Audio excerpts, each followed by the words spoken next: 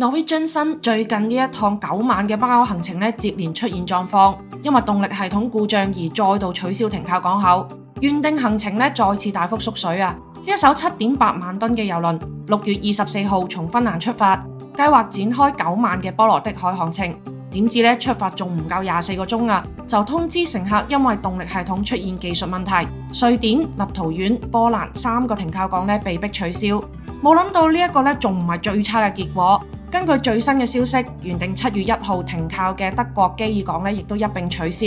郵輪會直接開往哥本哈根，一直停靠到7月3號行程結束。但係受當地法規嘅限制，船上部分設施可能會暫停開放。Norwegian 最初嘅補償方案係$100嘅船上消費額度，再加25% 嘅 future credit。隨住行程一改再改啊，而家再加碼到船票25% 嘅現金退款。預訂咗船公司岸上觀光嘅費用亦都會全額退還。目前維修團隊已經確定咗維修方案，希望 Norwegian 新可以早日恢復健康，下一個航程可以順利啟航啦。